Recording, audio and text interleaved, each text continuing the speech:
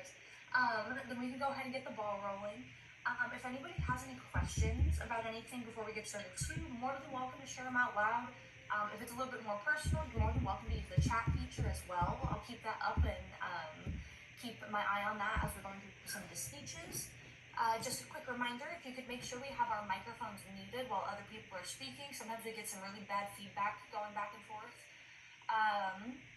I will do a screen recording of everybody's presentation so that if you want to go back later and do your peer evaluations, you don't have to focus on doing that all right now. I know it can kind of be a lot to balance when we're right about to do our speech and also have a PowerPoint in the background. It feels like a lot of things to juggle. So I'll do a recording, post that on Canvas so that y'all can take some time to do your peer evaluations after. If you need to make up an informative speech, you're welcome to stay after everyone else is done, and I'd be happy to do an assessment on that for you. But if there's no other questions, or if anyone has them, again, feel free to throw them in the chat. Does anybody want to go first? I don't mind going first. Oh, there are a couple people. Okay, either Riley or Michael. Did one of you want to go first? Oh, you can go. I can go second. You sure you can go ahead? No, it's okay. Okay, alright. We'll do that. Alright, Michael, whenever you're ready, go for it. Alright. Let me see here. Let me just screen share real quick. Recording in progress.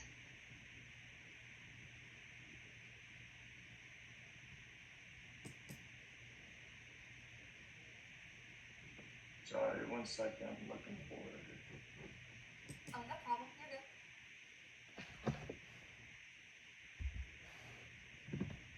Where is it? Oh, just share at the bottom.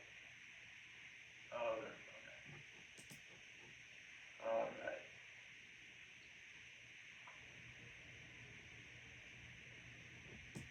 Okay.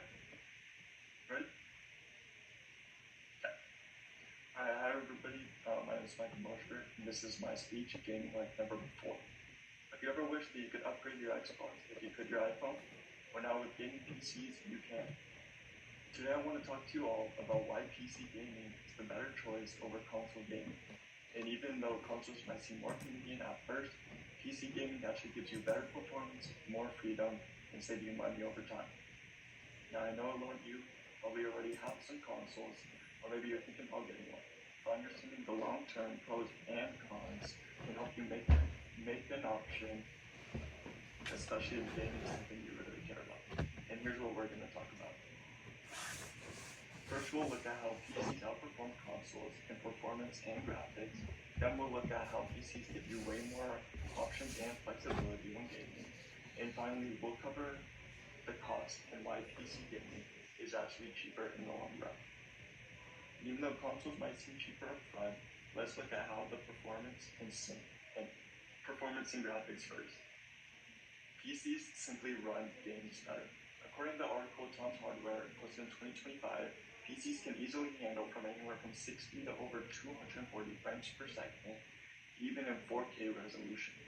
This means that you have smoother gameplay, way better visuals than most consoles could handle, even the newest generations. And when it comes to hardware, you're in control. You can choose your graphics card, your processor, your memory, everything about the computer. If one part gets old, you can just replace that part instead of buying a whole new system. Console users do not have that option. Console users are outdated from the hardware until that whole new generation comes out. Also, PC games can be modded, which means users can adjust the graphics, add content, or even fix bugs in the game, which means a lot of times gamers on PCs can improve the games better than they ever was released from the developers. But that's not just about graphics. PCs also give you way more freedom in how and when you play your games.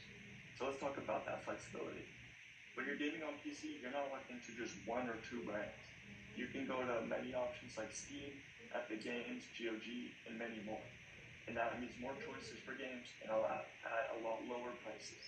The article Polarium reports that over 80% of everybody who games on a PC gets games off of websites that have 80% of gamers use platforms that offer frequent discounts for games and sometimes release free games or sometimes worth hundreds of dollars. And then there's also backwards compatibility. You want to play a game from 1999? Well, you can. On consoles, you can wait for a remake if it ever comes out. But you also get way more controller options on PC too. You can play with mouse and keyboard, the default controller like consoles can. You can use a wheel and even a flight stick. Let's talk about the money too and how a lot of people think that this is where consoles have the edge. In reality, let's look a little deeper. People say consoles are cheaper, and that's true at first.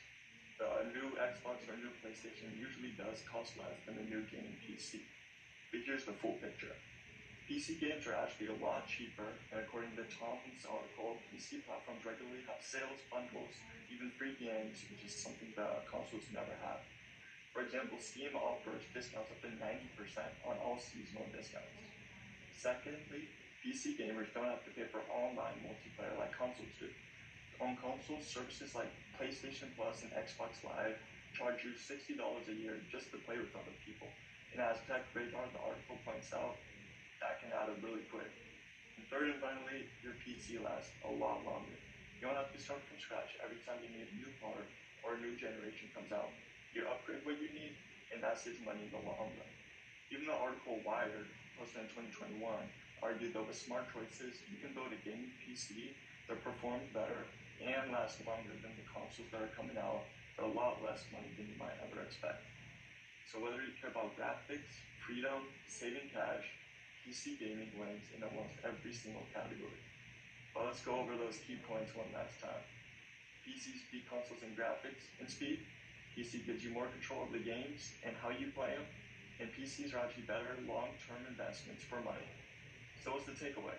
PC gaming isn't just an alternative choice to consoles, it's an overall better experience, and it gives you more value, more power, and more choice.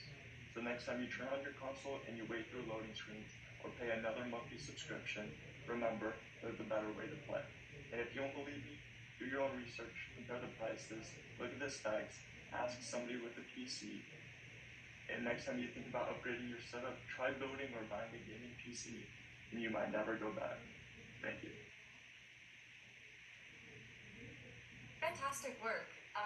Such a, and it's a very simple topic, but it's so interesting because it's such a divisive thing. So I love when I get something that's unique like this, but also like very lighthearted, which is fun. I love that. It's Yeah, super it's something comfortable. that a lot of people I thought would debate about. Sometimes Yes. that's more preference-wise, so I thought having trying to persuade people would be difficult, but also controversial. For sure, I love that. It was super fun. Okay. And then, Riley, did you want to go next? Yeah, I do. Okay, perfect. Then, whenever you are ready, go ahead and start sharing your screen, and we'll go ahead and check and make sure it's working for you. Okay.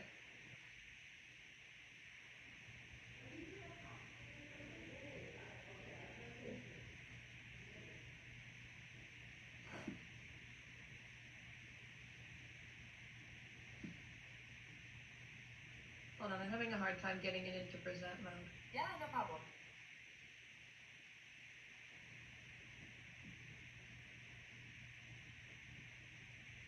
Is it like weirdly highlighted on your guys' end? A little bit, but no, not a huge deal. Okay. Then I'll take what I can get. Perfect. Whenever you're ready, Riley. Okay. Do you know what is happening to millions of animals every year? Affectionate puppies, playful kittens, and faithful friends. They are being put down, not because of violence or a shortage of love, but simply because there isn't enough space, enough time, or enough people coming forward. But what if the solution wasn't complicated? What if we already had what we needed where we live in our own communities to give a second chance at life for these animals? Today I would like to show you how your donation, volunteerism, or word of mouth towards your local animal shelter can make free adoption a reality, stop animals from being euthanized, and get more pets into safe and happy homes. In America alone, Virginia Maryland College of Veterinary Medicine estimates that more than 2.7 million cats and dogs are euthanized in shelters annually. That is not a rumor, this is an avoidable tragedy. Let's begin with what occurs when you eliminate adoption fees.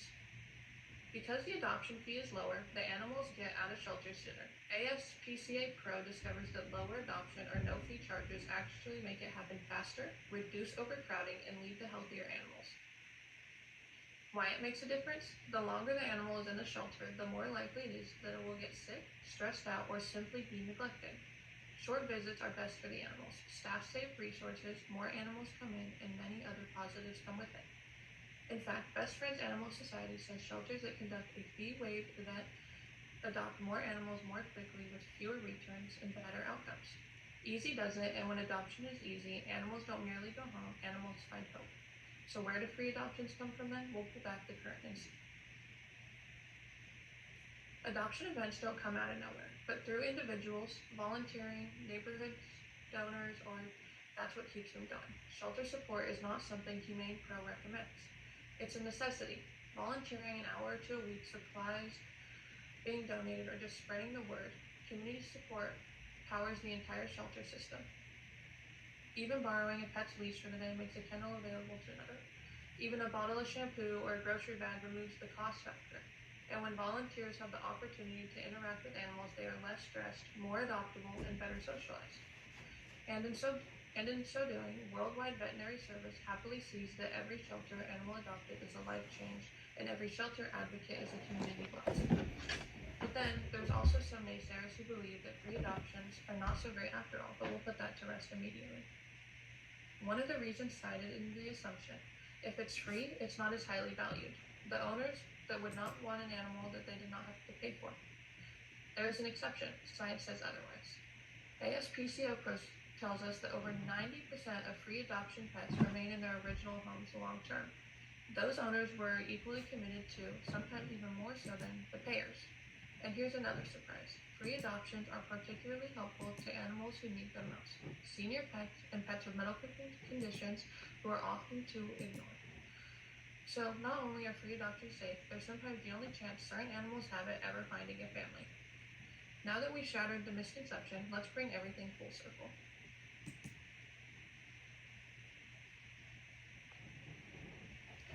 We started by discovering how free adoptions cut down shelter time, which is healthier for the life of animals and workers. Then we illustrated how public support is the lifeline of all shelters, paying bills ahead of us and tending to the animals.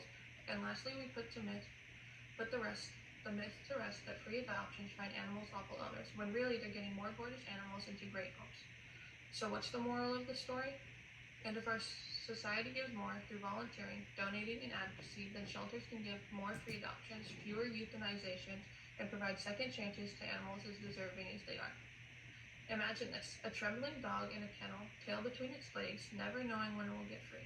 Then imagine you as the one who gets to take it home, play with it in your yard, cuddle on the couch, and make that animal feel safe. You have that power, so here's your call to action. Go to your local animal shelter, see what they need. Donate if you can, foster an animal if you can, share their message, volunteer for half a day, or attend a city council meeting. Because when something gets done, shelters can save more lives. And the truth is, not one person can do everything, but everyone can do something. Thank you. Great job, Braylee. Your PowerPoint looked fantastic, by the way. I love those pictures.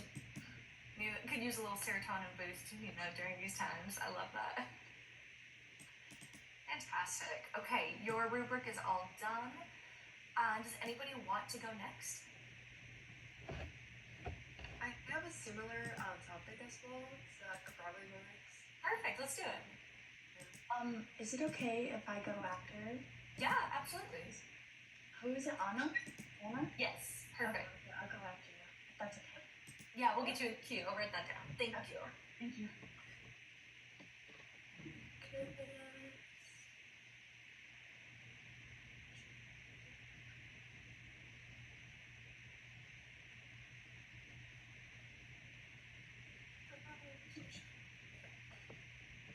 That would be good to me.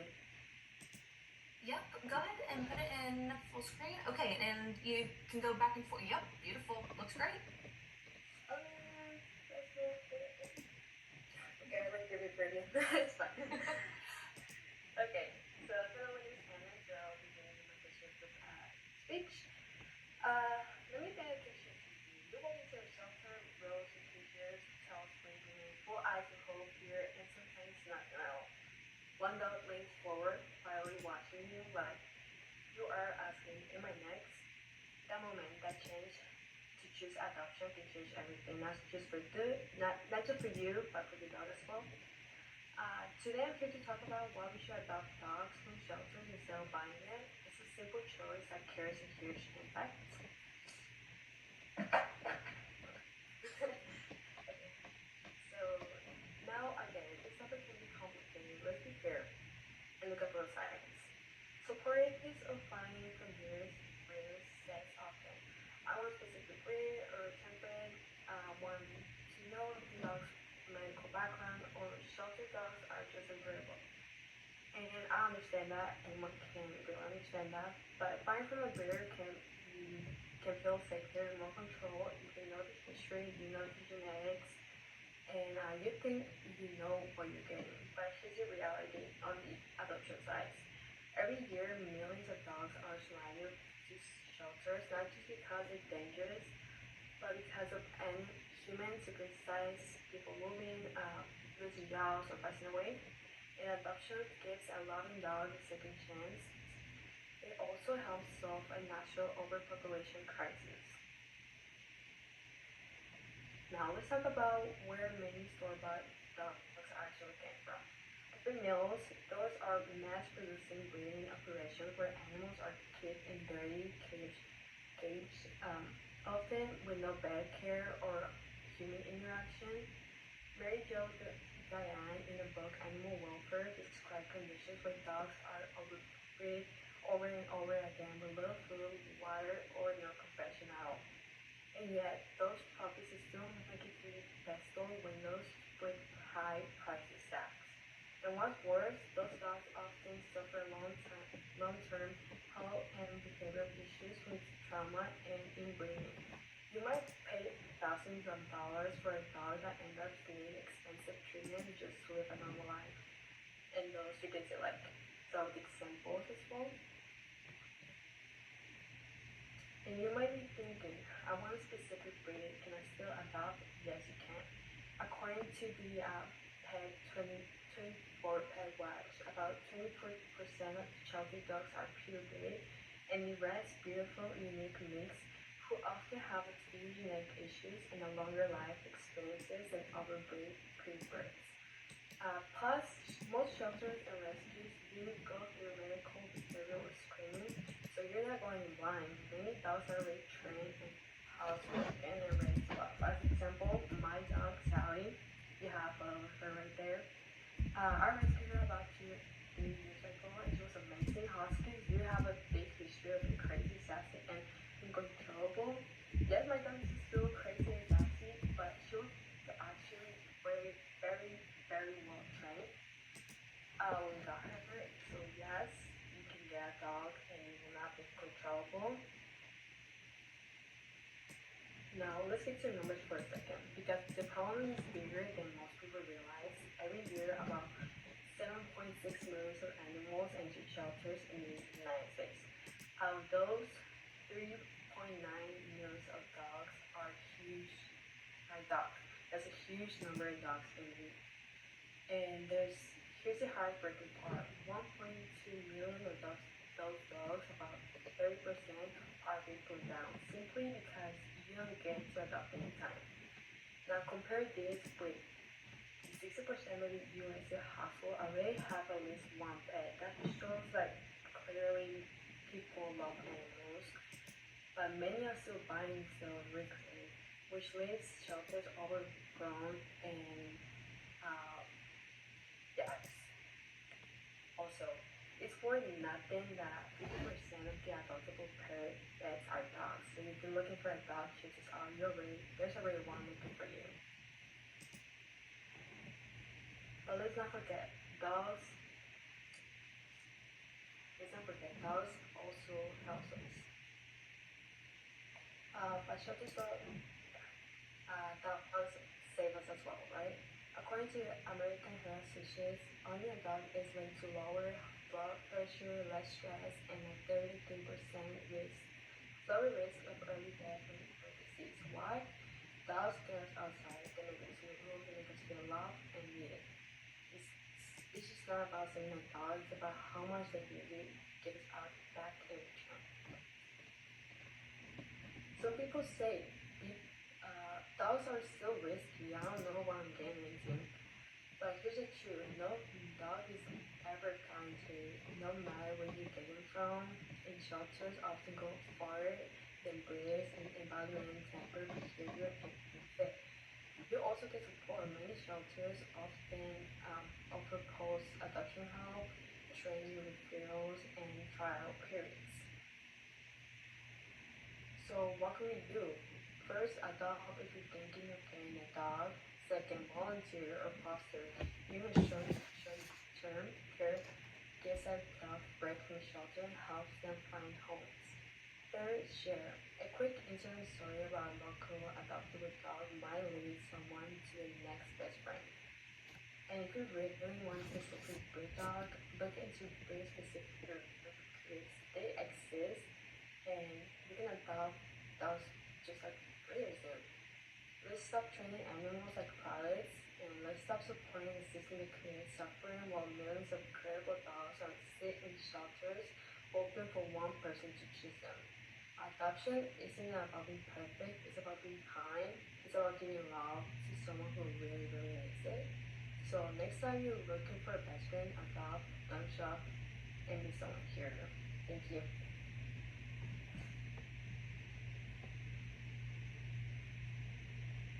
Fantastic. Also, again, I love the pictures. I need that right now. So that's perfect.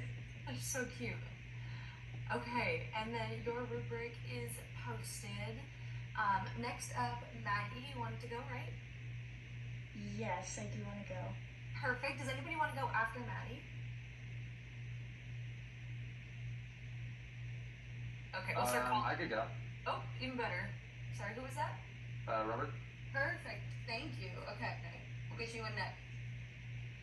Okay, I'll figure out how to share my screen. Okay. Oh wait, someone else is sharing. Oh. You're Oh, okay. perfect. Okay. So here's my topic. It's a little bit controversial, but hopefully you guys hear me out a little bit. But okay, let's see how I do this. Okay. So this is my presentation. It's called AI's Impact on the Environment and Critical Thinking by Maddie Bjorgi. That's me. While AI can be a useful tool to offload difficult tasks, it may come at a great cost. So AI has become, here's my main points, by the way, real quick. First off, AI has become one of the fastest growing industries in the world and is now being integrated into the infrastructure of the leading world governments. As it has become one of the most consumptive forces on the earth, it is vital for us to understand how our use of such tools can impact the environment, our own critical thinking skills, and our future as a species. So that is basically my thesis so far. And first things first, I want to quickly explain what AI is. So